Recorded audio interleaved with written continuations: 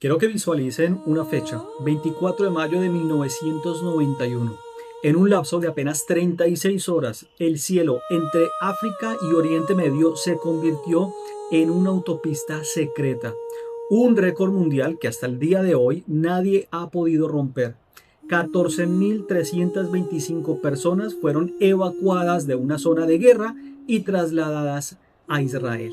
Hubo un avión, un Boeing 747 de la aerolínea El Al, que despegó con más de 1.000 pasajeros a bordo.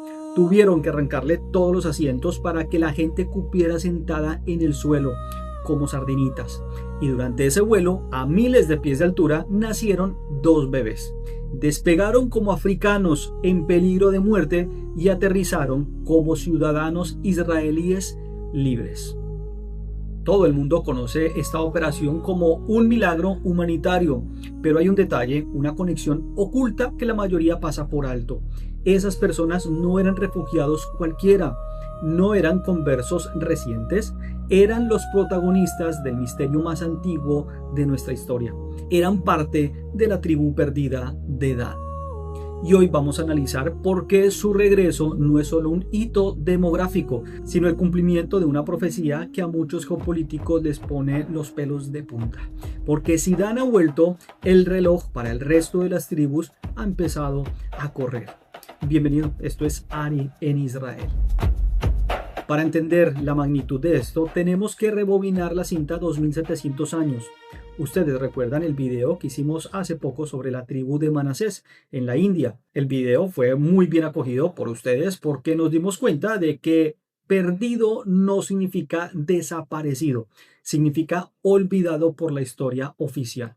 Según la Biblia, en el año 722 antes de la era común, el imperio asirio conquistó el reino del norte de Israel. 10 tribus de las 12 fueron barridas del mapa, deportados a lugares desconocidos. Entre ellas se encontraba la tribu de Dan, el hijo del patriarca Jacob. Durante siglos, los historiadores académicos, esos que escriben desde oficinas cómodas en Europa, dijeron que la búsqueda de esas tribus era un mito. Decían que se habían asimilado, que ya no existían. Pero mientras ellos escribían libros escépticos, en las montañas de Etiopía, al otro lado del río Nilo, había una comunidad que se negaban a desaparecer. Se hacían llamar Beta Israel, es decir, la casa de Israel. Y aquí es donde la historia se pone interesante, porque a diferencia de otros grupos que dicen ser judíos, los Beta Israel tenían algo que nadie más tenía, una cápsula del tiempo. Quiero que presten atención a este dato porque es la prueba reina. Cuando los encontraron, estos judíos de Etiopía practicaban una religión que dejó a muchos en shock. Guardaban el Shabbat de forma estricta como está descrito en la Torá. Circuncidaban a sus hijos al 8º día. Tenían leyes dietéticas muy específicas como están dictaminadas en la Torá, en el Antiguo Testamento, en los libros de Moisés, lo que se relaciona con la comida kosher. Pero aquí está lo más curioso y una prueba grande. No sabían qué era Hanukkah, la fiesta tradicional judía que se celebra a mediados de diciembre. No sabían qué era la fiesta de Purim. Piénselo por un segundo. ¿Cómo puede ser que hoy en día un judío no celebre Hanukkah o no celebre Purim? La respuesta, pues obviamente es inquietante por su lógica. Hanukkah celebra la victoria de los macabeos en el siglo II antes de la era común. Purim celebra la salvación del pueblo judío cuando eran cautivos por el imperio persa. Si los Beta Israel de África no conocían estas fiestas, significa que ellos salieron de Israel antes de que estos eventos, tanto Hanukkah como Purim, ocurrieran. Se fueron antes del segundo templo, se fueron antes de que se escribiera el Talmud. Su judaísmo es un fósil viviente de la época del primer templo, congelado en el tiempo durante más de 2000 años en el corazón de África. Ellos no tenían rabinos, tenían sacerdotes que llamaban Kesim, muy emparentado con la palabra hebrea Kohanim. que hacían sacrificios de Pesaj, la Pascua bíblica, algo que el resto de los judíos dejaron de hacer cuando los romanos quemaron el templo de Jerusalén en el año 70.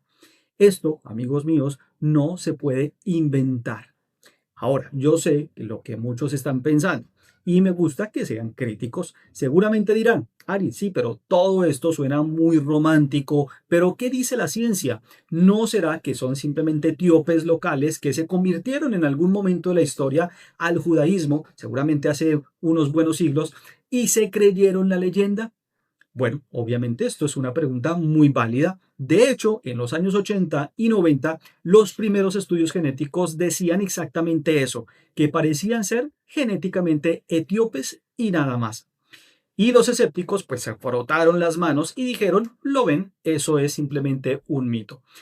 Pero la ciencia avanzó, los estudios de ADN se perfeccionaron y los más recientes que se hicieron del año 2000 en adelante encontraron algo que cambió la narrativa. Sí hay mucha mezcla local, lo cual es obvio después de más de 2000 años, pero encontraron un componente genético minoritario, una huella innegable que viene de Oriente Medio. Los genetistas encontraron linajes paternos que no son comunes en África, pero que coinciden con las poblaciones semitas antiguas. La conclusión científica actual es que hubo un núcleo de antiguos israelitas que emigró, se asentó y se mezcló con la población local hace más de 2500 años. No son conversos recientes, son descendientes de una migración antigua. Y no necesitamos solo de ADN.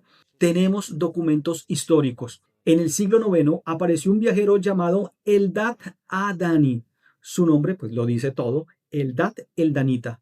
Él describió con precisión un estado judío independiente en África, siglo IX, descendientes según ellos de la tribu de Dan. Es decir, para el siglo IX, la tribu que permanecía allí ya tenía su identidad desarrollada, de lo cual entendemos que no fue algo posterior, no fue del siglo XII, del siglo XIII, siglo XIV. Estamos hablando del siglo IX.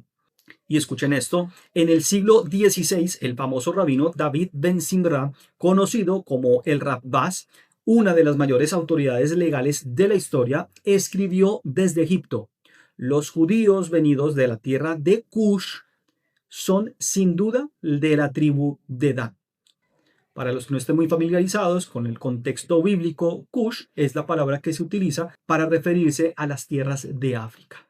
Y el rabino no dijo quizás, dijo sin duda, son de la tribu de Dan. Ahora, en la Edad Moderna, el reconocimiento oficial que hizo el gran rabino Obadiah Yosef en 1973, que permitió traerlos a Israel, no fue un invento político moderno. Se basó justamente en un precedente legal de hace 400 años y en la investigación científica que se realizó en su momento. La tribu de Dan nunca estuvo perdida para quienes sabían dónde buscar. Estaba simplemente aislada. Pero el regreso a casa no fue un camino de rosas, fue una película de espías y tragedia. Primero fue la Operación Moisés en los años 80.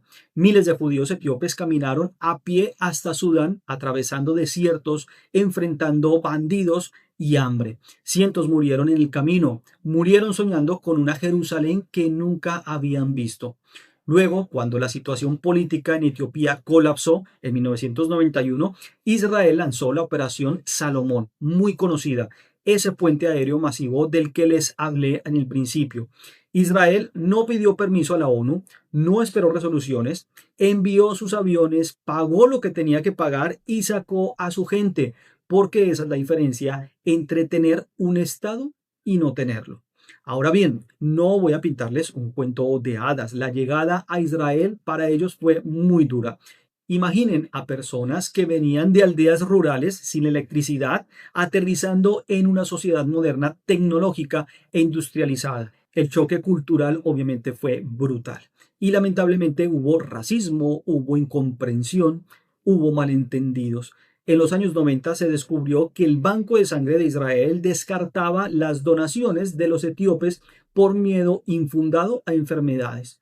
Hubo protestas masivas, Los jóvenes de la comunidad salieron a las calles gritando que su sangre era tan roja y judía como la de cualquier otro judío. Incluso al principio el rabinato les exigió una conversión simbólica para quitar, según ellos, cualquier duda, algo que muchos sintieron como una bofetada a su historia de resistencia.